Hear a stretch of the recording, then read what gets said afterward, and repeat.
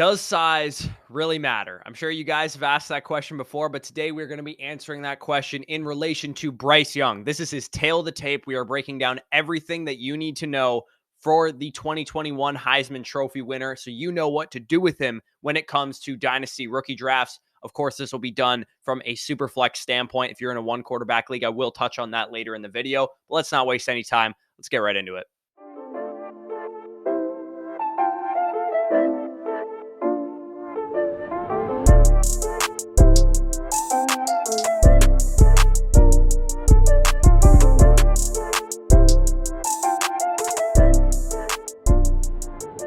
All right, Bryce Young, quarterback of the Alabama Crimson Tide. He stands 5'10", a towering 5'10", 204 pounds, age 21.5. Bryce Young was a five-star recruit in the 2020 recruiting class, number one dual threat quarterback in the country from Santa Ana, California. So we're talking about a highly decorated high school recruit. After sitting behind Mac Jones as a true freshman, Bryce Young took the reins in 2021 en route to what we know was a Heisman winning trophy campaign in 2021, a national championship appearance with nearly 5,000 passing yards, 47 touchdowns to 7 interceptions, in addition to 273 rushing yards and 3 touchdowns on the ground. In 2022, he, of course, loses some key pieces. Jamison Williams goes off to the NFL. John Mechie goes off to the NFL. Brian Robinson goes off to the NFL. Gets in Jahmyr Gibbs as a transfer, but he doesn't really miss a beat regardless, right? 32-5 touchdown to interception ratio, still a PFF passing grade that ranked top 3 in the country after posting the best PFF passing grade in the country the year before. We got 2 years of very, very solid and elite quarterback play out of Bryce Young that he played in college at Alabama. So let's get into the fundamental traits of the quarterback position. Let's get right into Bryce Young's accuracy, right? This is anything from ball placement to, his ability to complete passes routinely. And ball placement is the number one thing that stands out with Bryce Young. One of his best qualities, no doubt in my mind. This may sound a little bit blasphemous, but I think his ball placement downfield is as elite, as good as somebody like Joe Burrow's was coming out, Deshaun Watson's coming out of Clemson. He'll miss some throws here and there, but he is as precise as it gets downfield. He led all quarterbacks in this class in 2022 in percentage of his passes that were deemed to be on target at 77.1%. So all of his passes, the ones that were on target, ball placement was pristine. 77.1% of those passes, and he was second in the class with 87.1% of his passes deemed to be catchable. So we're talking about a quarterback with high-level accuracy here. His career numbers were similar to the average of the top 12 dynasty quarterbacks, according to Keep Trade Cut, right? The guys that I'm sure you guys have on your rosters already, Joe Burrows, Deshaun Watson's, Dak Prescott's, Josh Allen's, Patrick Mahomes, all those type of dudes. He was on par with their collegiate numbers as well in the accuracy department. Now, we get into the second trait, which is arm talent, right? He has a great arm. It's more in line with, Joe Burrow's and Deshaun Watson's as a guy that won't light up the radar gun necessarily. He's not a guy with pure velocity like Patrick Mahomes or Josh Allen, but he will showcase throws from a variety of different arm angles, throwing from different windows, off platform, on the run, and all that kind of stuff. What I've heard NFL scouts call it is arm elasticity, which basically means that he's able to throw from a variety of different angles and be, versatile with how he throws the ball, not just from like a clean pocket, very hard all the time.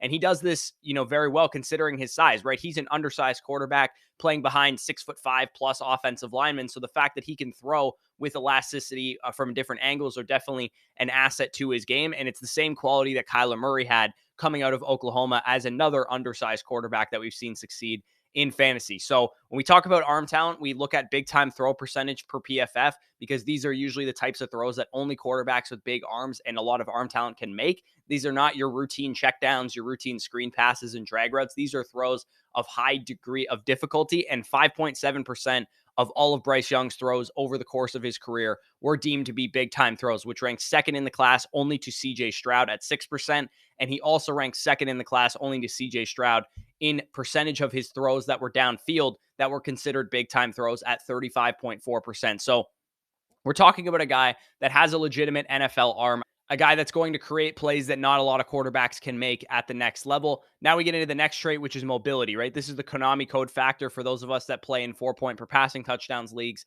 I know we like our quarterbacks to be able to rush. 529 career rushing yards at Alabama and 6 touchdowns at 7.1 yards per carry. Those are pretty solid numbers Is Bryce Young somebody that you want to build your rushing attack around, like Lamar Jackson or Justin Fields or Jalen Hurts? Absolutely not, right? He's too slender. He's too small of a quarterback. You don't want him taking those kind of hits routinely, but he can contribute a little bit on the ground. He can use his legs to pick up first downs. He can use his legs to score touchdowns in the red zone if need be. And he's very, very good at sliding to avoid heavy contact. He's kind of got that Russell Wilson quality. Remember, early on in Russell Wilson's career, he was notorious for never taking big hits when he scrambled, right? He was very savvy to get down when he needed to, kind of showcases why Bryce Young has been able to play around his size because he's been small his whole football playing career rather than something that hinders his game and limits his game. He knows how to play around his size, the fact that he shouldn't be taking big hits. He's aware of that. He's a very smart quarterback from that perspective. Number 4 we get into is efficiency, right? Creating positive plays and limiting negative plays. This is what we want our quarterbacks to do. Are you an asset to your team, or are you always making bad decisions that hurts our fantasy rosters, obviously, because we lose points for interceptions and all that kind of stuff, and also limits your ability to prove to your coaches that you deserve to keep a starting job, which is the biggest part of being dynasty value insulated at the quarterback position, is actually being a starting quarterback. This is where Bryce Young outshines many of the quarterbacks in this class, and it's what makes him great, in my opinion. This dude is hyper efficient at the fundamentals of playing quarterback. Your job as a quarterback is to keep your offense on schedule, to make good decisions, get the ball to your playmakers, and limit turnovers. And Bryce Young does that as good as any quarterback that I've seen over the last 5-10 years that I've been watching college football. 92.2 passing grade in his Heisman winning 2021 season, which was 3rd in the country, and that led the class. 91.3 PFF passing grade in 2022, which led the class and led the country. So we're talking about a guy for 2 straight years was among the best 3 quarterbacks in terms of play in, play out, down to down efficiency, a top 3 passer in college football 2 straight seasons, despite losing his best receivers this past year, is pretty gnarly. He was not throwing to, Jamison Williams and John Mechie and all the dudes that he was throwing to this year the way he was in 2021. And he was still the best quarterback in the country down in down out. His career numbers are on par with the top 12 dynasty quarterbacks in this category as well. He has 5 points higher in career high PFF passing grade. Like I said, he did it twice as well. 6 points higher than the career average of those guys in career passer rating. Yards per attempt was on par with those guys. He led the class as well with only a 2.2% career turnover worthy play rate. Like I said, he is very, very good at making decisions. Just a handful of interceptions, I believe 10 or 11 interceptions over the course of his career. He is going to be an asset to whichever NFL team drafts him. And it's probably going to be the Houston Texans, given what we know about the draft order right now. It looks like CJ Stroud, the favorite to go first overall. I would imagine the Houston Texans walk away with Bryce Young as the quarterback 2 and the 2nd overall pick in this draft, but we'll have to wait and see on that front. Number 5, we get into playmaking, right? How can you affect the game downfield, and how are you able to create plays out of structure? And you can cue the circus music as a play caller to make you look smart as a play caller. And this is what teams are going to love about Bryce Young, because he always keeps his eyes downfield when he's scrambling. He's always looking for an opening, and usually he's able to find that guy because he's got very good field vision and he's very good at diagnosing plays. It's also important to note that he doesn't lose that sound decision-making that I talked about when he's scrambling. Some quarterbacks are more likely to make mistakes when they're scrambling. He knows when to run. He knows when to take a sack if need be. He knows when to throw the ball away if need be. He knows when to keep scrambling or to give up on the play altogether. So I think he's very, very good in this area. He's got a very natural feel for scrambling, a very natural feel for making plays out of structure, and coaches are going to love that. And of course, we love that in fantasy football as well, because those are the types of quarterbacks that elevate their teams and propel them to score a lot of points in games. Now, the final fundamental trait that we're going to get into is handling pressure, right? The best quarterbacks in fantasy are all good under pressure. And as I discussed for Anthony Richardson, this was the one quality that all of the top 12 dynasty quarterbacks in Keep Trade Cut all had in common. And the good news is that Bryce Young led this class with a 67.5 PFF passing grade versus pressure in 2022. Like I said, the season in which he did not have his best receivers, he was 7th in the country in this stat as well. And I think a lot of people probably assume because he played for Alabama that he was playing behind some stout offensive line. He never faced pressure, and that's going to change in the NFL. But he was actually the most pressured quarterback of the top guys that we know of outside of Will Levis, the 4th highest rate in this class in terms of percentage of his dropbacks that were under pressure, and he handled it like a true pro. And he took some big hits, man. You're going to see on some of these clips when he's getting pressured, he is not taking small hits. Like, they're leveling the dude. It's not just that he played for Alabama and he was able to avoid pressure because they have a great offensive line. He was great under pressure because he himself is good under pressure, not just that his offensive line was protecting him most of the time. So now let's get into the intangibles, right? These are the red flags, the personality stuff. We all know it, right? We know what the red flag is. The red flag is that he probably played in the 190s and he's 5'10" and some change. He's a small quarterback. That is the red flag with his profile. He is a historical outlier. He's, listed the same size at the combine as Kyler Murray, but he probably doesn't actually play at that size. And here's the thing, as you guys probably noticed with a lot of the traits that I went over, he checks pretty much every box outside of size. So outside of elite Konami code ability, right? He's not going to be Lamar Jackson or Jalen Hurts or Justin Fields. But outside of that elite mobility and the fact that he's undersized, he pretty much checks every box that you would want a quarterback to check. I firmly believe that if Bryce Young was 6'3", 220 pounds, we might be talking about the next best prospect to come out of the draft. Joe Burrow, Trevor Lawrence, Andrew Luck caliber of quarterback prospect, because Bryce Young checks every other box that you could possibly ask for. And it's tough for me as a fantasy analyst to break down, the personality stuff, the football IQ, the leadership, the work ethic. But you can kind of see it on tape how much he studies the game, right? I've heard reports that he's bringing game plans to Nick Saban before game days. Like, he's doing his own film research outside of what he's required to do at Alabama, and he's bringing up things that he's noticing about their future opponents. By all accounts, it sounds like Bryce Young is one of a kind from a personality standpoint, from a work ethic standpoint, a leadership standpoint. Nick Saban and the Alabama team spoke very, very highly of him. So even though I haven't, spoken with the guy, I have no idea what his personal makeup is. To me, I haven't heard anything to point me in the direction that he might be a problem from a work ethic, a personality, a leadership standpoint. And in fact, I've heard the contrary. I've heard that he might be elite in those areas. And when we think about all the biggest quarterback busts in recent years, Zach Wilson, Josh Rosen, sometimes it's these things, right? These factors: personality, leadership, work ethic. And that's why they fail. And it's not necessarily their physical ability, their physical talents. And it makes me sleep well at night knowing that if I take this guy in a rookie draft, he has all of those potentially elite qualities in leadership, work ethic, and all those kind of areas. So definitely good news for Bryce Young. Now we get into final grades. Like, how does this guy actually stack up? Based on a scale of 1100, which is the scale that I grade on, he graded out as a 980 out of 1100, or a mid first round talent. He is my quarterback 1 in this class, and he has a solid 70 points on Anthony Richardson as my quarterback 3, a solid 32.5 points on CJ Stroud as my quarterback 2, who I will be breaking down later this week. I believe what we're getting is a mini version of a complete quarterback prospect. Like I said, if he was not undersized, we'd be talking about a guy with a 1,000 plus grade for me. And the only knocks I have on him are size, raw velocity of arm talent that he has, because he's not going to light up the radar gun like Patrick Mahomes or Josh Allen, and elite Konami code rushing ability, because he doesn't have that Lamar Jackson, Jalen Hurts, Kyler Murray, Justin Fields factor as a rusher. He can run the ball a little bit, but he's not necessarily going to put up, 700 rushing yards and 10 rushing touchdowns at the next level. So then we get into comparable players, right? Who is my pro comparison, to give you guys an idea of what this guy looks like if you haven't gotten an idea from watching the tape so far.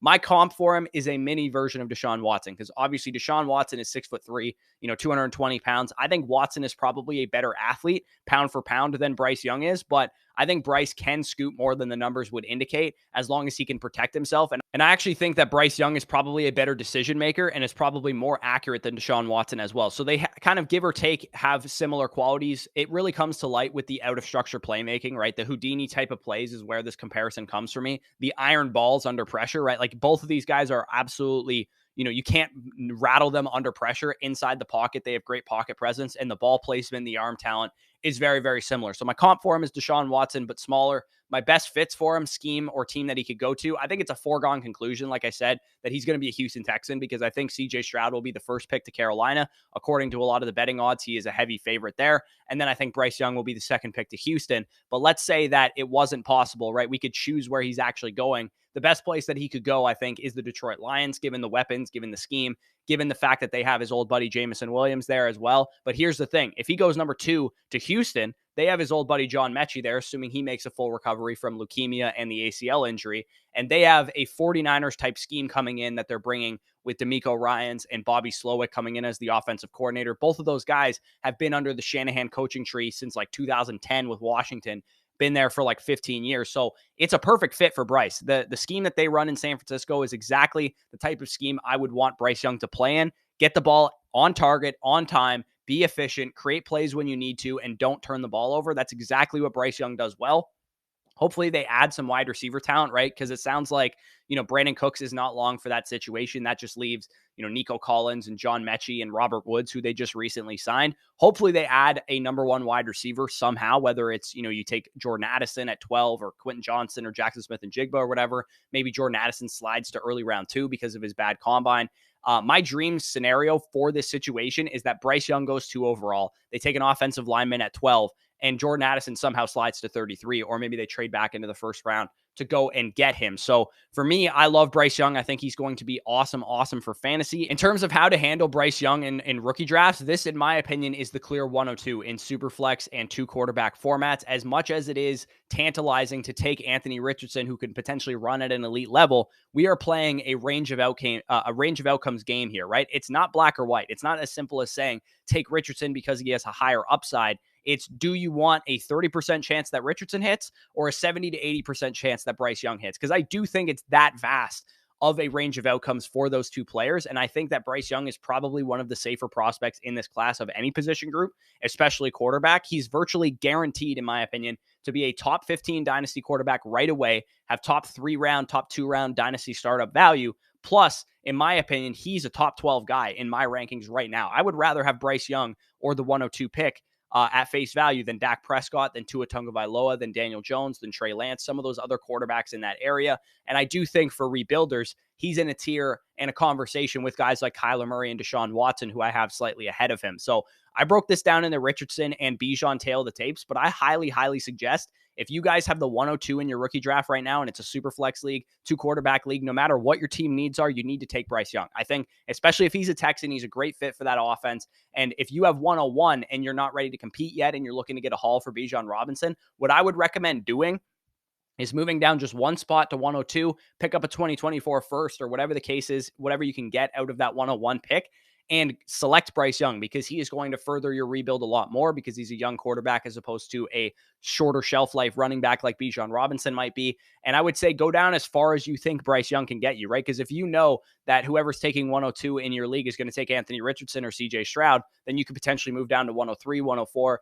and get even more on top of that, 2024 first or whatever you would get to move down from 101. So this is my 14th overall player in Dynasty startups right now. He's highly valuable in 2 quarterback and super flex leagues. And if you guys play in 1 quarterback leagues, I'm very comfortable taking Bryce at the 108 to 110 type of area. If you're in need of quarterbacks, I would take him over, that second tier of wide receivers, Josh Downs, Zay Flowers, Jalen Hyatt types. And also, I would take him over the running backs not named Bijan Robinson, Gibbs, and Charbonnet. So if you're on the board at 108 and you have, let's say, Trey Lance as your only main quarterback in a 1 quarterback league, I think Bryce Young is absolutely worth like the 108, 109, 110 area in a 1 quarterback format as well. So if you guys enjoyed this video, leave a like, subscribe to the channel if you are new. Make sure to check out our new site. If you guys missed the announcement, flockfantasy.com. It is our new home for bonus content, our rankings, our bonus videos. Dynasty 101 will be premiering on Friday. For those of you guys that are curious, we're going to be breaking down very niche topics from a macro game theory perspective in Dynasty. And the first one will be free for you guys on YouTube on Friday, breaking down the micro and macro league markets and how to evaluate those for your own Dynasty leagues. That will be the first one that's free, available on Friday. And then the rest of them will be available on flockfantasy.com. As I mentioned, you guys, when you sign up over there using the promo code FSE, you'll get 30% off all packages. You'll also get a 2-day free trial to make sure you can go in and check out everything we have to offer over there. You'll also get access to content from Fantasy Football Flock, Mason over there, Fantasy Endgame with Chris and Pierre, and also Fantasyland and Dynastyland from Zach and Badake. We've teamed up to give you guys this fully functioning state-of-the-art site, and it's so much more valuable than our Patreon could ever be. So we are shutting down our Patreon by the end of April. If you guys are still members over there, you'll still get access to some extra content until the NFL draft, but I highly suggest you go over to Flock Fantasy and check that out. So with that being said, peace out, and we'll talk to you soon. Why you need the money?